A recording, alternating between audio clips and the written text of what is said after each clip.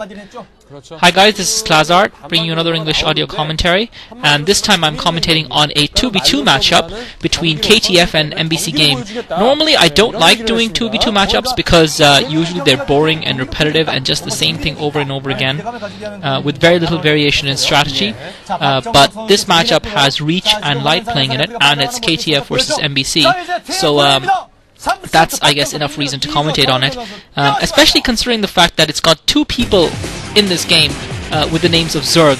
We've got Zergboy and Thezerg, and I find that very interesting. Obviously, they're the most creative and inventive names ever to grace the StarCraft pro scene. I mean, when I heard the name Zergboy and Thezerg, I was like, I wonder what race these guys play. I bet they're Terran players. So 10 out of 10 to them for creativity and ingenuity for picking those names.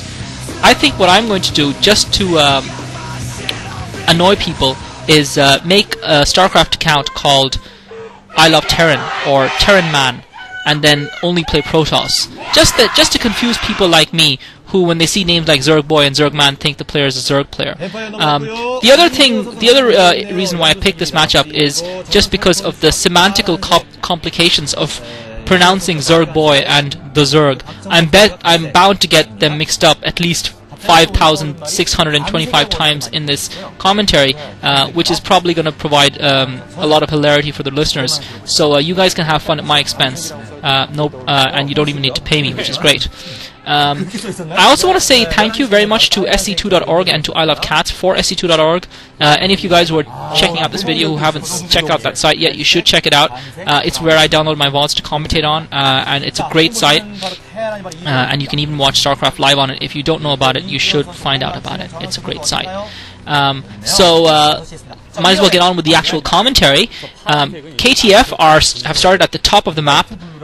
Reach is at the top right of the map, and Zergboy is at the top left of the map, and MBC are at the bottom of the map, with the Light at the bottom left at 7 o'clock, and Thezerg at 5 o'clock playing blue. So this is actually an interesting map. It's called Vampire, and I like this map because it's kind of land-based. A lot of the 2v2 maps are kind of island maps, and that's kind of annoying because it turns into this big kind of air battles, and whoever has the better Mutalisk micro wins or whatever. It's kind of annoying. You've also got two gases in the main, which is very, very nice, and you can see that because of those two gases, the Zerg has made his hatchery next to his main, and I think that's actually a mistake. I think that's actually a bad strategy to make, because what that means is that the enemy can get inside your main and start harassing it, whereas if you see what Zergboy has done, he's put his hatchery at his choke, so if he just puts one sunken behind that hatchery, that's going to make it very, very easy to defend. The other thing that's interesting about this matchup is you've got Terran and Zerg versus Terran and Protoss, and it's nice to see a 2v2 matchup that is not exactly a mirror matchup, and that this map allows that. If you were on an island map, you would really not see a Terran player, because Terrans, you would be forsaking then the kind of aerial domination that Corsairs give you, and you wouldn't want to sacrifice that. So it is pretty gutsy of MBC to play their Terran player, but I think they can afford to do it on a map like this. Generally, you see Terran and Zerg versus Terran and Zerg on this map, and you just get kind of a Mutalisk plus Goliath game, which is boring and ordinary and not fun at all to watch.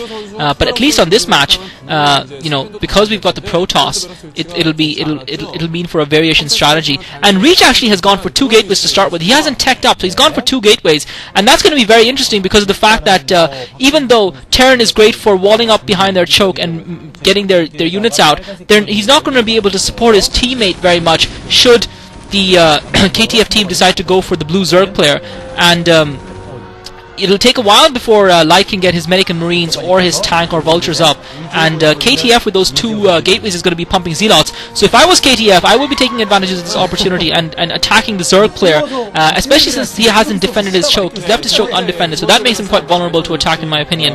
But it just depends on seeing what KTF are going to do. Are they just going to play standard, build up a few units, and then tech up with Mutalisks and Dragoons, or are they going to play a little bit of an inventive game? And the Zerg has got quite a few Zerglings, so the Zerg is producing a lot of Zerglings from his main. and I think he realizes the importance of having a decent ground force to defend his base with, considering the fact that his teammate isn't really going to be able to support him until he has medics. So Zergboy now, with a lot of Zerglings of his own, and he's got KTF's Zealots to support him. Light is not going to be able to help in this fight because he just has Marines. He doesn't have medics yet. His academy is out, so he's going to have medics coming out soon, but he doesn't have them yet, which is going to allow Zergboy and Reach to have a chance at attacking the Zerg, and the Zerg is just putting up his Sunken now. Reach and Zergboy going in with their forces, KTF forces going in.